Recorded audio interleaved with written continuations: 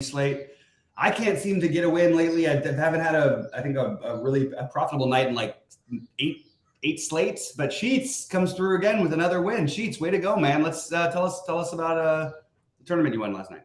So it was the Slam, and got really lucky. I had a good lead, and then I had to fade like all these. Where's my?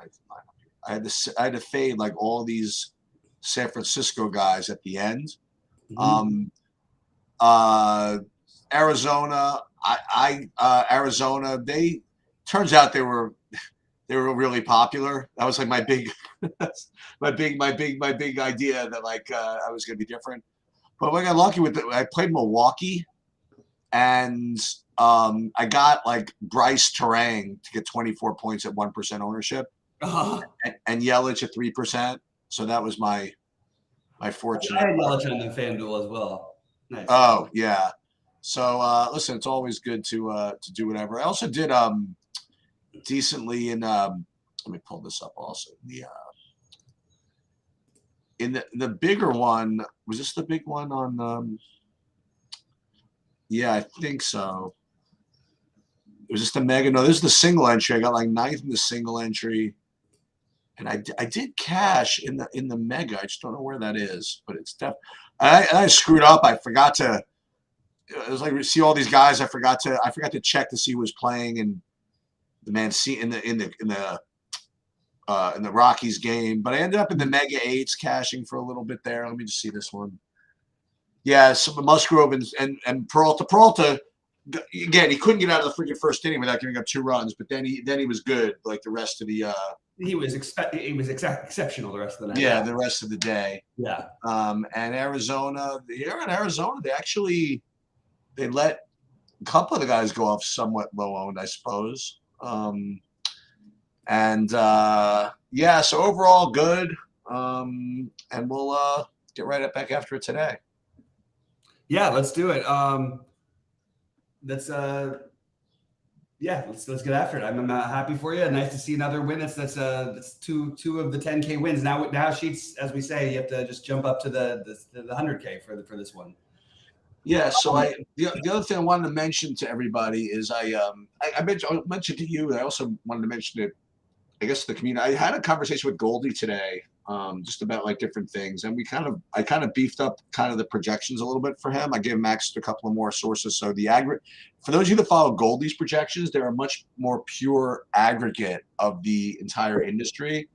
So I gave him access to a couple of more sources, and as long as they kind of check out, he's hopefully going to be adding those, and talked about some other technical issues that hopefully will make everything go more smoothly with everything else. So I haven't caught up with him. And again, for those of you that haven't watched them, I mean, he does some really, really good, really in-depth breakdowns of the games. And again, it's different than the way we do it. And I really didn't think that people would be as interested in the big drill downs, but everybody loves it. So if you guys really want to get involved and into the weeds with some of the stats, some of the games, Goldie's videos are really, really good. So yeah.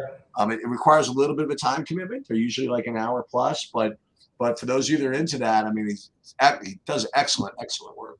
Yeah, and even if you don't watch, it's one of those things where if I was like starting playing, or if I had just been early on in my playing, I would try to make sure to watch at least one a week. You'll learn a lot in the little ones you see. So just keep that in mind anyway. All right, so let me share my screen, and I want to give you one bit of information. It's not going to surprise. It's not going to surprise anybody if it happens, but there was talk about the Yankee game being canceled. For what purpose?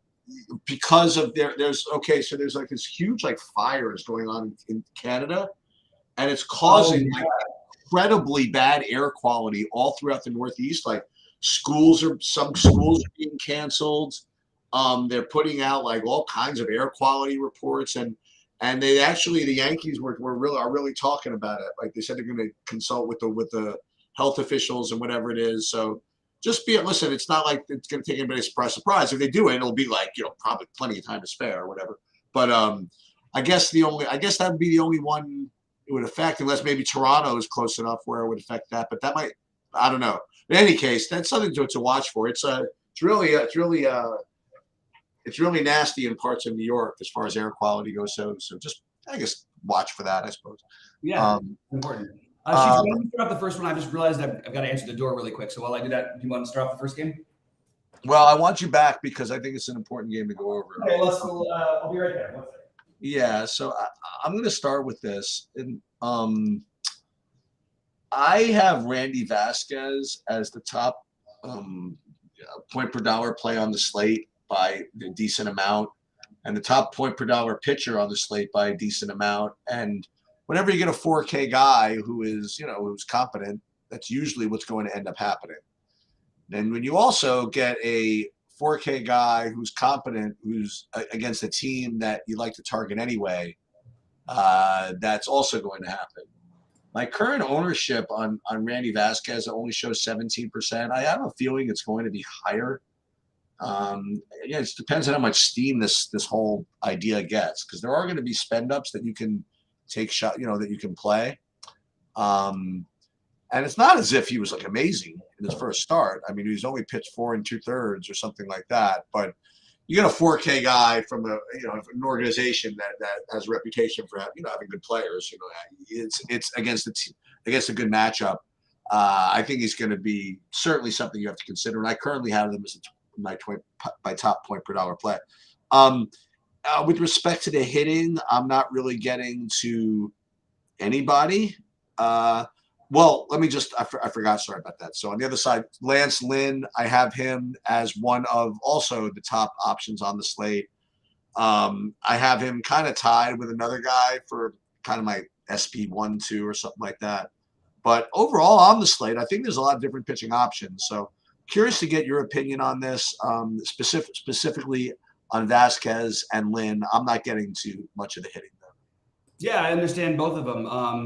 I think that they're both very, very reasonable plays. I'm a little surprised that Lance Lynn is projecting quite as well as he is. He's been a little better. He's been better of late, except for his last start. Obviously, a guy with certainly a wide range of outcomes lately. I think they're both fine. I think Vasquez is a guy I'll probably end up using.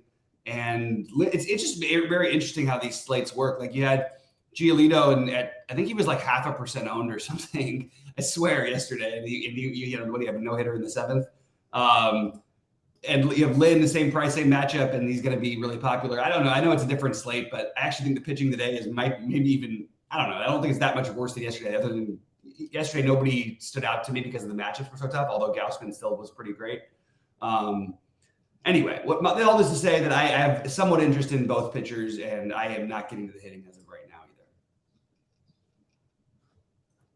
Do you want to start? Let's say you want to start off with Arizona, Washington. Yeah, sure. So, Patrick Corbin's pitching, so I presume Arizona is going to be in play. I don't know why I'm not seeing it as a top option on DraftKings, at least for openers. Let me just take another look. Yeah, I mean, I don't really. Actually, that's not true. I do have them rated pretty high. So I have them kind of like in like a glut of 1, 2, 3, 4. Oh, I know what I did. All right. So there are 2 teams that kind of stand out, which we'll get to later. And then there's like a whole bunch of teams like beneath them. And it was hard for me to separate the teams beneath them. So the reason why I want to say X'd out, the reason why I didn't have Arizona as my top play is just because of those teams, they were probably the highest owned of, there's one other. They're pretty high owned of those pivot teams. So that's why I didn't really get to them. But listen, I mean, Patrick Corbin is a guy you want to go after in general, and Arizona, they can score some runs. So I guess they're going to show up as a good play. Pitching wise, I'm not getting to either Corbin or Davies, and I'm not getting to Washington. So for me, Arizona definitely looks like a good play. We just have to just take a look, and watch for ownership and just make sure that they're not going to be the obvious, pivot play. Yeah, so here's something to very much keep in mind for this matchup, and I actually don't think Arizona is going to be as crazy owned. Here's the problem. So you have a lefty starting and the worst pitcher in baseball, possibly. Consistently over the last 3 years, certainly the worst pitcher in baseball. Get rid of this spider real quick. And then you have a bullpen with no lefties in it. And you have some guys who are going to start who are almost inevitably going to come out against that bullpen. So just something worth considering. Who will come out? So Rivera, he did play yesterday, even against a righty. So he's a little, seems like more likely than Longoria. So those are two though. Nick Ahmed is almost certain to come out. So it's something you have to think about, like a little bit, because if you're gonna, if you're gonna make your stack, you might want to try to exclude those guys as much as possible. I do like Arizona. I have them as a priority today. I'm going to continue my trying to get on Patrick Corbin thing. Get as many things as I can against him. And we say, he didn't get through. He hasn't been hit quite as hard. It's true enough, but the home runs are still there. He's still walking people. He's had 8 walks in his last 11 innings. I think this is a good spot to go right back to Arizona, especially if they stay owned where they are. And I have no problem if you want to use bats from the other side either. I just can't find out what those, like Corey Dickerson is someone that you might use. Would Arizona bring in a lefty later in the game and get rid of Dickerson? Possibly. And that's the problem. I mean, Arizona had the young guy, Stone Garrett, hit a grand slam in the first inning last night, and then they pull him like right afterwards. What's the guy got to do, right? And they're our worst team, and he's the young guy. I don't really understand it. So, but I would say that Dickerson as a value saver makes some sense. Keeper Ruiz makes some sense on the other side. So I'm okay with both sides, but I'm definitely going to be higher on Arizona. I do think this is a good spot to attack. And I want to just revisit one thing.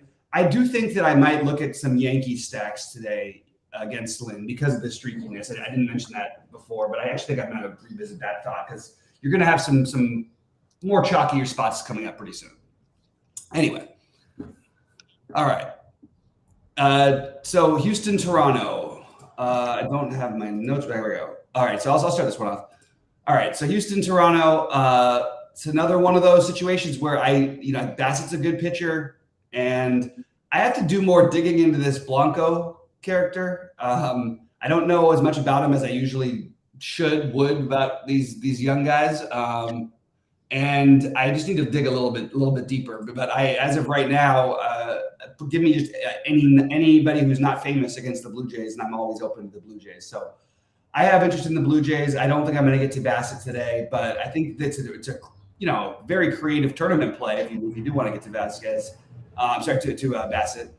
But nobody's going to play Toronto today, and I have to again. I know a little bit about the Blanco. I've heard his name, about being a top guy or a high level guy. But I'm still just completely happy stacking Toronto here at home.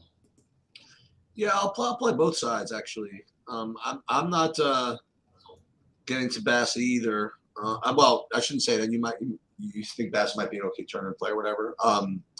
Yeah, I kind of like both sides of this. I think it's a good bark, and I definitely think. Listen, I think Toronto is probably going to end up being owned. I imagine they don't look that way now. I don't think so. Yeah, that's what I'm saying though. So I have them currently rated really, really high when you factor in ownership and stuff like that. I would actually say they rate way below the top teams, so they're going to have to give me a big ownership discount. If the numbers I'm looking at now are indicative, then yeah, I guess maybe you're right. Maybe they are being owned way too low. So yeah, I like them, and I actually do like a little bit of Houston here. Bassett's obviously a much better pitcher than I imagine than Blanco. I mean, at least at this point. But I don't know. I still like the Houston bats in general. He's been one of the best DFS pitchers in baseball over the last. No, I know. I mean, even like as far as like a pitcher goes, you can't. He's good. You know what I mean? He's better than Blanco for now. So, but I still like to take the Houston bats in good parks. That means at home, and in Toronto is a good park too. So, I actually do have Houston as viable here at even probably lower ownership than Toronto. Yeah, and so zero interest in Houston for me, but I do want to say that. So just looking at Blanco's stats and everything, this feels more like a bullpenny game, okay. unless he's cruising, I guess. Which just makes it a little bit less tempting for Toronto, but I still like Toronto. Probably worth noting, pretty odd that Vlad is still yet to hit a home run in Toronto. And we talk about the fences coming in. He's got 4 home runs in Toronto. But I don't care about that. I think that this is a good spot for them. It's even worse than that, because when I was watching kind of like an MLB preview this year, and there was somebody who did in-depth analysis on what they were doing in Toronto. And they even went so far as to say that according to their analytics, they specifically moved the right center field fence in to accommodate the right center field fly balls that Vlad was prone to hit. So essentially, the claim before the season was they were specifically rigging the park for Vlad Guerrero specifically. And yet he hasn't hit a home run there. It's pretty funny. That is pretty funny. That's definitely really weird. All right. So what do you have next? Is it Boston, Cleveland? Yeah. I guess I can start with this. I don't know. I think Tanner Beebe's in play. It's not the sexiest play in the world, but I don't know. Last game you wouldn't like. The game before, absolutely. The game before that you wouldn't like. The game before that, absolutely. He's not. He has 9 strikeouts on the board, 7 strikeouts on the board, 8,500. I doubt people are going to play him. So I have a couple of guys here that I'm kind of interested in, but kind of off the beaten path, I think. And I do like BB as one of them, and I'm not getting to any of the hitting here. Yeah.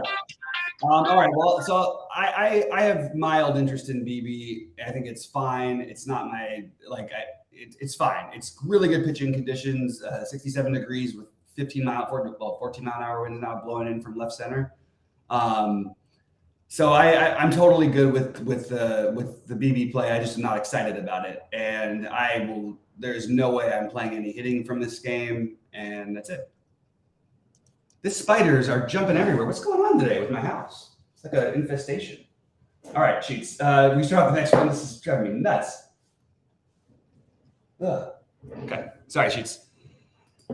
Oh, okay. Yeah. All right. So once again, I have the Dodgers as the top overall stack on the board. I think. Let me just double check that.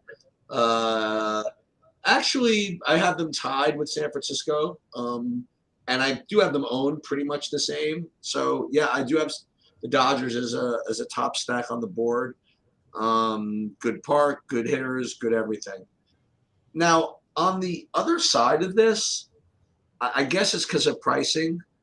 I'm getting to Cincinnati on FanDuel. I'm not getting to them almost at all on DraftKings, but for whatever reason, I'm getting them as like one of the top 4 values on FanDuel. I guess just the pricing is that way. So I'll just kind of throw that in there. So for me, Dodgers, one of the top 2 teams, also one of the top 2 owned teams, and Cincinnati on FanDuel. Yeah, so this is partly why I was frustrated yesterday. So even Gonsolin, I decided that my lineup was too chalky, so I had to get weird at pitcher, and I had all those guys in that 7K range. And I really thought, why can't Gonsolin be better than those guys? He just had a terrible first inning, and then he looked pretty bad, actually. But looked like at least he was in line for the win. Probably would have led to a lot of differences in my cash lines because I just missed cashing in the lineups with him. But the Dodgers just absolutely blew, and I was watching with my family. I haven't watched that much of a baseball game, forever, and they blew an 8-3 lead, and they walked 5 guys in the 9th inning, including hit HBP to tie the game after it being. It was really ridiculous. Wow. The Dodgers, I think that they're going to be so popular today. This is going to be a little different, and I don't feel quite as adamant as I did yesterday. I definitely am going to have Dodgers in my mix, but it's really hard to make a 5-man stack and be successful with them unless you're going to get really different somewhere else. I do like the Cincinnati side a lot. I think Syndergaard looks awful. Pretty much any Dodger fan will say that they don't want him pitching anymore for us, and it's too bad because he seems like a good guy, but he definitely has lost it, and I would like to take that opportunity to play Cincinnati, and obviously De La Cruz is probably going to end up. I don't know why. By the way, him only being owned what he was owned yesterday, 25% or 22%. I was kind of shocked because I actually think that it's just too ridiculous. You could look at this guy and take 2 at bats, and you could tell he's going to be a star. Anyway, I do like Cincinnati. I think they'll have some ownership. De La Cruz is going to be popular, obviously, but maybe not even as much as he should be. And I can certainly talk myself into to stack for a lineup that's looking a little bit better than it did at the beginning of the season. So De La Cruz, India, Fraley, Steer, McLean, all those guys I have some interest in. So maybe they make more sense on FanDuel. I think that that's probably true. But yeah, you definitely have interest in both sides of the bats in this game. And for what it's worth, the weather there, 76 degrees with wind blowing out, and that's only 6 miles an hour to right center. But it's really hard to ignore this game with the 11 total. So I think both sides of it you want to play. I just think Dilla Cruz and a different price actually, and Fraley would be my two favorite Cincinnati guys. And yeah, I see them both double digit owned. Yeah, I have. Why is Fraley like 15% owned? That's interesting. Anyway, okay. So I guess we're on the same page with the Dodgers. We're on the same page, at least on half the sites with Cincinnati, and we can move ahead. Let's move on to New York and Atlanta. This is one of the more interesting lines you'll ever see for a game with these two pitchers in it. It's got a 9.5 total. Atlanta's got a 5-run total projection against Max Scherzer.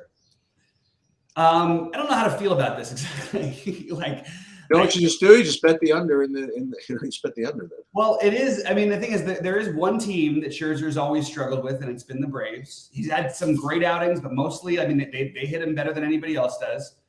And it's 85 degrees with 11-mile-an-hour winds blowing out of a great hitter's park. I'm just sort of surprised the Mets' run line isn't higher, and that the Braves are, decentish favorite in this game. I am going to play some Scherzer. The question is, are people going to play stacks or pieces, or how are they going to do it? I don't think they're going to. And these run totals with these lineups, you'd think they would be normally. But it's hard for me to talk myself into it either. So I feel like this is a very strange game, and I'm sort of struggling with. I actually think Scherzer and Morton are both in play on this slate because the pitching is just kind of weird. It's just a little weird. Everybody sort of seems like okay. And the truth is, if Scherzer's missing bats, it's not going to matter all that much if he gives up a solo home run or two. And he's been awesome. As I've recommended him the last couple times, like when he pitched in Colorado and he put up 30, when he pitched against Philly and he put up 32. I think his price is still low. He's still one of the best 3 or 4 pitchers in baseball. I don't really understand entirely why I wouldn't play him on this slate. So I'm probably going to side with taking the pitcher against a team with a 5-run total. Makes me a little nervous, but I'm going to gamble and I'm going to go for it. That's where I'm at. So you like Scherzer better than Morton? I mean, how do we rate those guys in the same sentence? Well, I mean, in fairness, I mean, I don't mean like as pitchers. I mean in this spot. I mean, you think Scherzer's in a better spot given his talent against Atlanta than Morton is against the Mets? For tournaments, for upside, for everything, yeah. All right, fair enough. I have both of them in play. Both Scherzer and Morton. I actually have a little bit of the Mets as kind of a sort of low-owned option as well. Mm-hmm. So I agree. I'm just asking. I think Morton are both, like I said, both in play. The run total for Atlanta is, listen, you have to respect it. When do you usually play a 9,700 guy when there's a 5-run total against him? I guess when it's Max Scherzer, I suppose, like you said. So Scherzer, Morton, I don't think either of them are just like guys you have to play, and but they're certainly in the mix. Like you said, it is kind of a weird pitching slate. I already figured out what I'm going to do. By the way, I really wish this slate locked in like 5 minutes, so I can put it if I want and then just be done with it. And I'm gonna tell you what that is when the slate's over, but not when the slate's over, when this video is over. So Scherzer, Morton, and for me, I'm getting to a little bit of the match just because of ownership and all that stuff. So Scherzer, I just looked back. This will be the 3rd start he has in a row where the team has a 4.5 run total or higher against him. That's incredible. One was Colorado. That makes sense. Yeah. No. Well, no. Apparently, it didn't make any sense. He's given up 2 runs in the last two games combined. And the truth, just this spider is driving me nuts. The truth is that he is. I think I'm just going to end up siding with him in the long, the long-term talent. And Atlanta's not a team that you can't take pitchers against. I mean, there really aren't that many teams because there's enough strikeouts at the bottom of the order, and there's enough guys who aren't patient enough. I still think I'm gonna side with Scherzer. I'm sorry I went through so much in that one. I was really trying to decide when I looked at the slate whether or not I wanted to play him, and I think I'm going to end up playing him as the answer. it's really funny, you know, you mentioning that you have like a spider that's literally in your house or whatever, like bothering you. You talk about the different stages of life. Like you're like, what are you 35, something like that? I'm 41. 41. So you're 41, and you're like you have like a spider you're fighting off in your house. I'm like 56, and I actually I'm seeing like literally invisible spiders like in my eye. Like I have what they call, I talked about this a little bit yesterday. I have what they call floaters, and like you get like, it's not like spots before your eyes. It's like literally I see like this like spider that's like in my field of vision that doesn't exist. And I actually went and got it all checked out yesterday. It's totally normal. It's going to go away hopefully before I get put into the institution for going like this the whole time. But yeah, so you're fighting an actual spider. I'm fighting an invisible spider. So it's a struggle out there. But you know what? It all builds character, I suppose. So let's move on to Milwaukee Baltimore. Let's do something a little easier. Okay, so we can play Corbin Burns. All right, that we can do. Projects well. Yeah, Baltimore's better this year, obviously, and all the stuff. But I guess I feel the most comfortable of the spend ups with him. So Burns will be my favorite. And then I'll probably go right back to Milwaukee as a hitting option as well. Not my top option overall, to say the least, but they'll get in the mix. So Burns, X, and Milwaukee. Yeah, I don't really have any interest in Milwaukee. They're fine, like for pieces. That's sort of how in my opinion, that's sort of how I want to play Milwaukee in general. I don't really want. I did like the lineup they put out on FanDuel yesterday because they had Urias at 2K, Toro at 2,400, and yeah. I don't know if they moved those guys. Let me just double check. I don't know if they moved them up yet. They'll move them up shortly. Yeah, they moved up a little bit. So from that standpoint on FanDuel, I could certainly see it. But I don't know if I want to go in full stacks. Also, it's different stacking 4 guys than 5 and all that stuff. Kremer's pretty good. Like I don't, he hasn't really had like a bad start where we'd want to stack against him yet. Maybe he had one in his first start of the year or second start of the year against Oakland, who, by the way, you can't fault a guy for getting hit by Oakland. Look at them. They just beat the hell out of Mitch Keller last night. Yep. I think the Eric Johnson revenge, man. Look at that. Like the Oakland just killing people. Yeah, I know. And killing people en route to a 35-win season. That's right. So Corbin Burns obviously looks on paper like he makes the most sense. If I had to pick him or Scherzer, I would probably pick Scherzer. And I think that it's just, some of it's due to ownership, and I just think that there's a better chance of him having a monster game. But I am not going to just throw, Burns is one of the guys I'm going to consider. He's one of the top 5. I'll play some of them, and I am probably going to not, maybe I'll use pieces of the hitting in this game, but I'm not looking to try and stack it.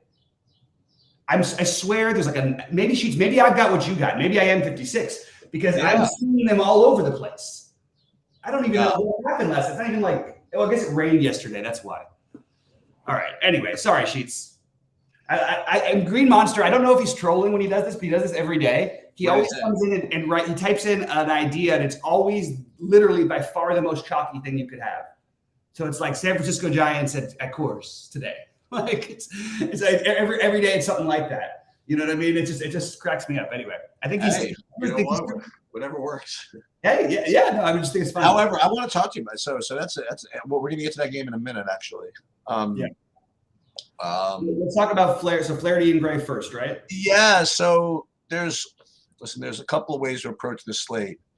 One is to play every slate, but you spend all the way up, you spend all the way down to pitching, where you go with these mid-rangers guys, and Gray and Flaherty are both sort of okay, I guess. They don't project all that well. I have a feeling no one's going to play them, though. I don't think I'm going to either, because I think I'm going to do something different. I'm just kind of staring at this price range, and I just have a feeling that no one plays them. It's weird because I normally get myself a little bit of St. Louis and Texas in general, just because I like the hitters on these teams. But I think we're in a situation here where you have 2 pitchers who are good enough to keep me off their ass. You know what I mean? And the pitchers are good enough to keep me off the hitters, but the hitters are good enough to keep me off the pitchers. Probably just root for like a 5-3 game here and just hope it doesn't smash the slate, I guess. Yeah. Is John Gray becoming like the most underrated pitcher in baseball? Like, he's been unbelievable. And I never know, not only is he never like, oh, nobody ever talks about him. Nobody ever says, I like John Gray today or anything like that. And I don't particularly like him today, but like, it's hard to ignore this guy's like basically 30, 29, 21, 30, 27 in his last four starts. And some of these are not like easy starts. Like, I don't know. I just think it's kind of interesting. I personally would be on the Texas stack side today. I like Texas. I don't know physically how I can do it because of the pricing. So I'm going to make a note that I'm going to try and play Texas on FanDuel. I think this is the kind of matchup where Flaherty can really get hurt. This is a very, very tough offense. They're really good all the way 1 through 9. They've got hitters all over the place in this lineup.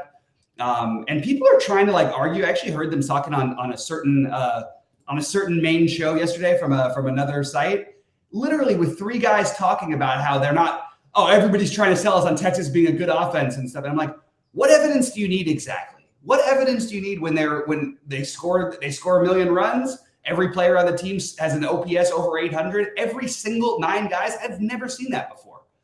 I mean, I don't know. So I feel like this is a spot where I could see getting to Flaherty. I'm not going to play him. I could see playing Texas. I actually think Flaherty, like, it's not the worst play in the world. It's not like Texas doesn't have bad games or anything. But if I can find a way to afford Texas, I'm going to get some Texas stacks. Probably going to be on FanDuel. All right. San Fran and San Fran. You could start this one. I was going to say the same thing to you. This game has a serious danger of not playing, and combining that with the fact that I would have interest in the Giants, but I think that at their ownership, it makes enough sense for me to decide to fade a little bit anyway.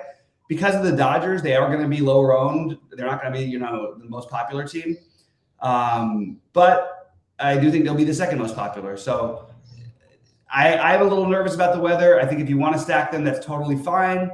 I say the same thing as I said yesterday when everybody says, oh, you got to play Jock Peterson and Coors and everything. Okay, well, 2 at-bats. How do you feel about 2 at-bats for a guy? You're going to get guys platooned every single time in San Francisco. And it's just going to be you're going to want to try and play righties against righties and try and skip some of the lefties because it depends on where it happens in the order, when it happens in the order. But they will not have, like, there's almost a 0% chance of all these guys playing the whole game. So San Francisco, if the weather's okay, yeah, totally makes sense. I'm probably just going to ignore this game in general for right now. And if the weather looks better later, I'll get involved. But combine the fact that the Giants are going to be owned, I'm okay with just trying to skip it. I'm just going to double check to make sure I'm not missing. It is 67 degrees. There's wind blowing out, 9 miles an hour wind blowing out to right center. But if it was going to be like a 90-degree Coors game, I would have a harder time fading that. But it's 67, so I'm gonna say okay. I'll just hold my breath and try and hope somebody other than the Giants win it for me today. Wow, I feel like I feel like I did something decent here. Although he wasn't watching me, but because I was going to go check to see what Roth was saying about the Colorado game, and he posted 7 minutes ago, that's 15 minutes after I did, about the smoke situation in New York. Look at you. Yep. I can't, he didn't, cite me as a source, of course, but I don't imagine he would have. But yeah. So anyway, everybody continue to monitor that. And I'm just looking at his thing.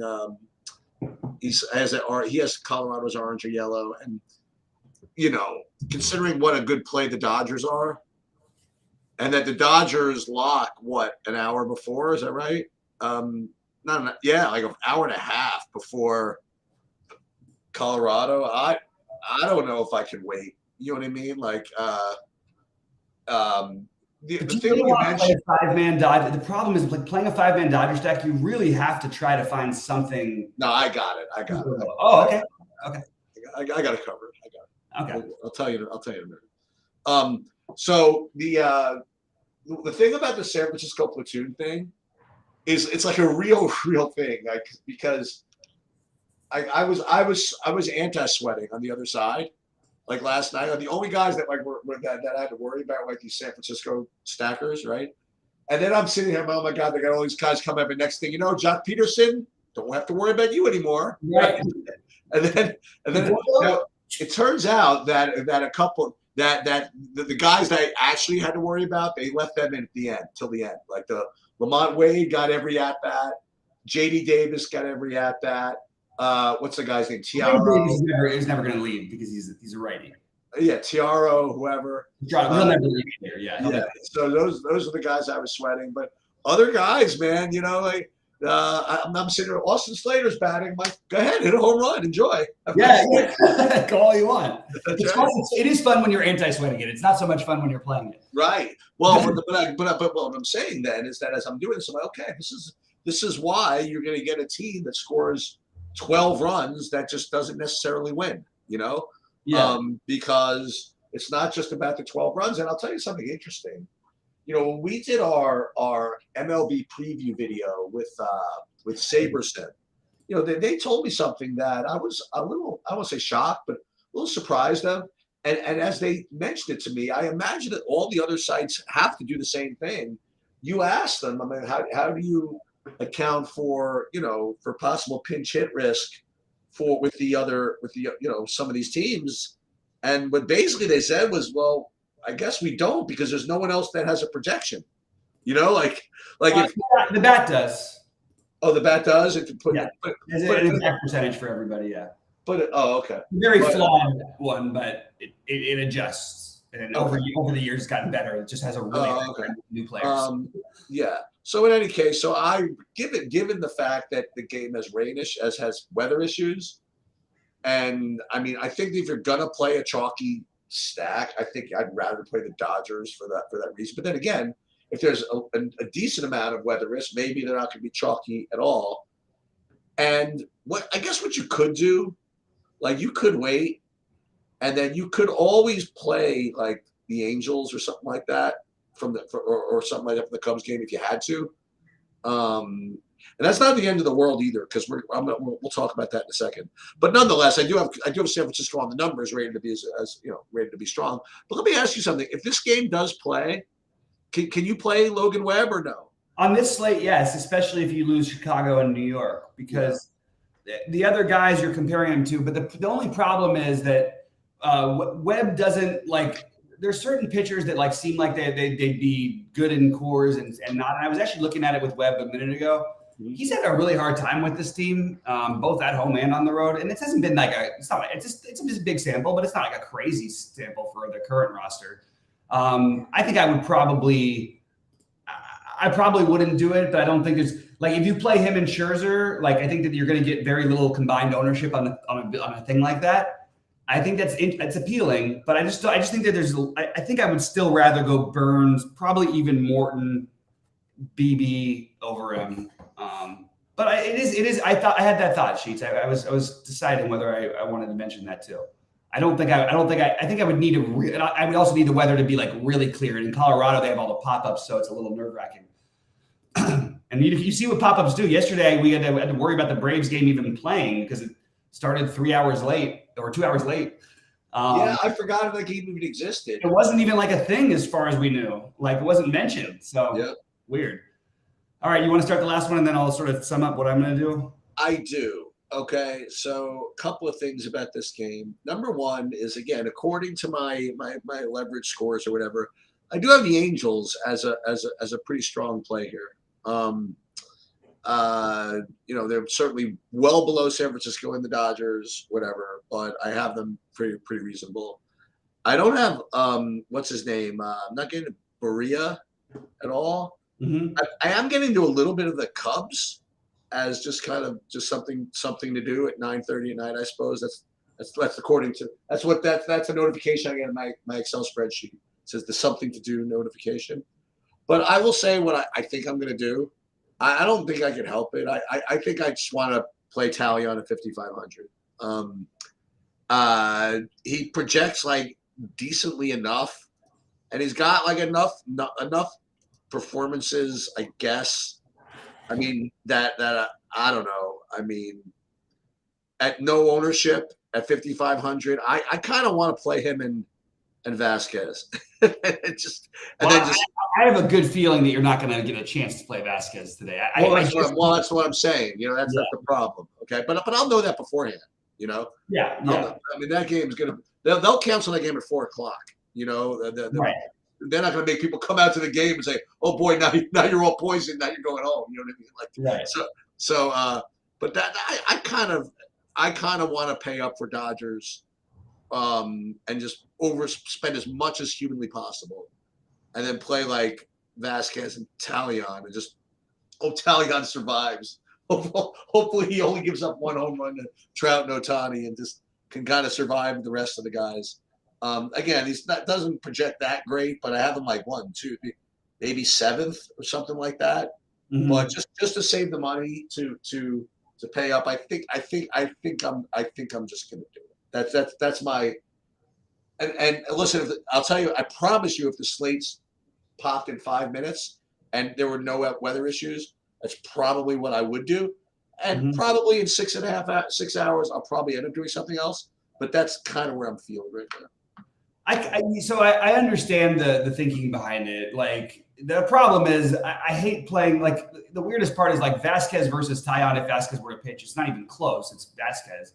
Like, Vasquez has more, that's how little of a leash Tyon has had. You know what I mean? That you're pulling guys with 78 pitches when they're pitching perfectly, and he has no strikeout upside, and he's facing not the easiest offense, and so there's no real upside. But like, who else the hell do we want to play? Look at this. Look at the actual just raw projections for pitchers on this. That's all that I'm saying. You know what I mean? Yeah, and I'm agreeing with you. Like, this is where, because at first I was like, that's a stupid idea within my head. You know what I mean? And then I'm looking at it, I'm like, well, who the hell are we supposed to play? You can't really spend down at pitching other than it's he and Vasquez. I do think Barria becomes a part of the conversation because maybe. But like, do I feel comfortable with Flaherty? I feel like the Flaherty may end up with -10 today. You know what I mean? I don't know what the hell. And then you've got Max Scherzer probably facing the largest run total against him in history. You've got Corbin Burns, who we know has a wide range of outcomes against a powerful offense. You know what I mean? Like, who do we want to play? And maybe when that happens, you just say, you know what? F it. I'm playing Jameson Tyon. Sheets, you know what? I think I might talk myself into a little bit of this. Yeah, sorry about that. I wasn't planning on it at all, but I mean, at the end of the day, you can change to Barria if you want to. I could change to Barria. Well, if I had the 1,500 left over somehow, which is going to be interesting. But yeah, it's really weird. I mean, you could play BB. You do that. But he's not cheap. No, but no one's going to play him, I don't think. Oh yeah, they will.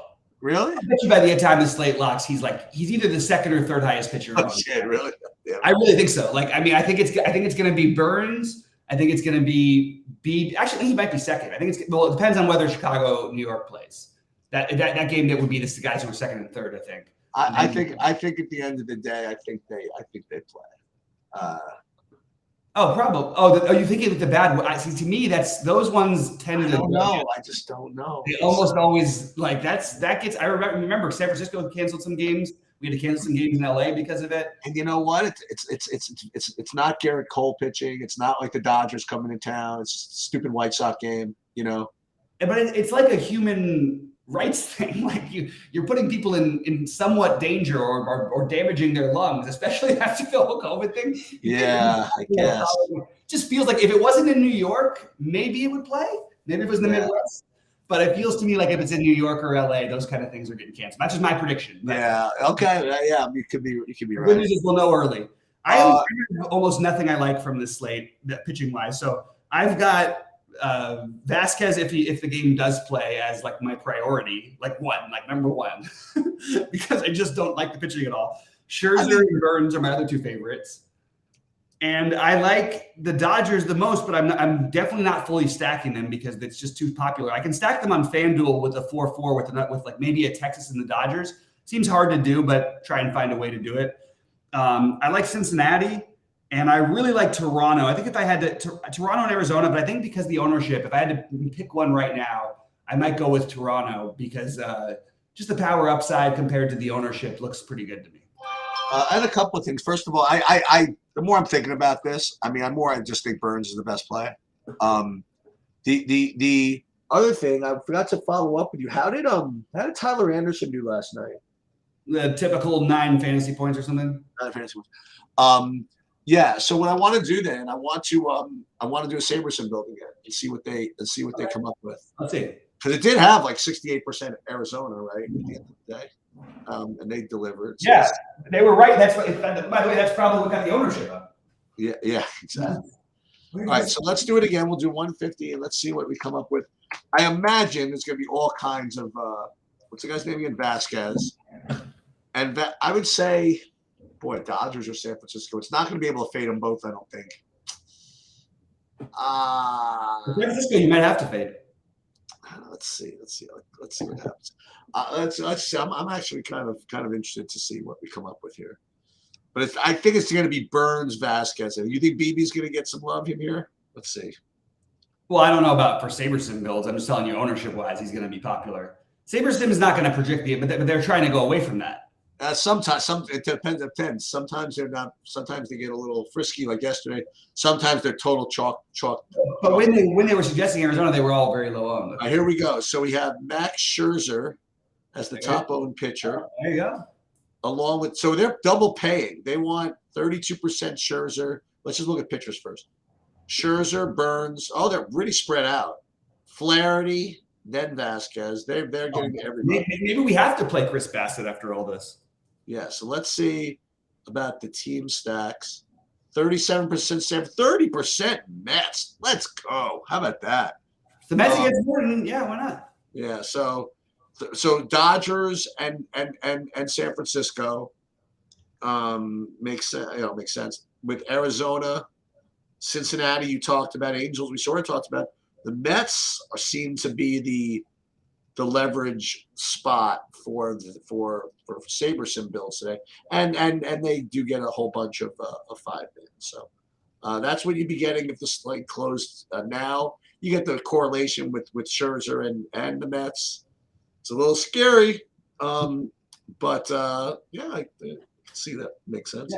Yeah. But I do find it interesting that there's such a spread of pitchers. Mm-hmm. I think it makes sense, seeing as neither of us can come up with anybody to play. Right. They don't have as much love for Talion, probably for good reason. Yeah, so yeah. So okay. Yeah. Well, it should be a fun one. It's a weird little slate. I'm probably just going to do a couple big lineups on either side. I will be available tonight for live. I know you're not going to be around. No. I changed. I am going to be there. Oh, awesome. Believe it or not, we're going into the city for dinner. We're going for like a late dinner, which is way past my dinner time, but we're doing it anyway. So we're not leaving till like 7. So I'll be available for live at 6. Awesome. And then I'll just did want to point out that we'll talk about the NBA during that as well. Oh yeah, good idea. Okay. All right. Good luck, everybody, and we'll see you guys at 6.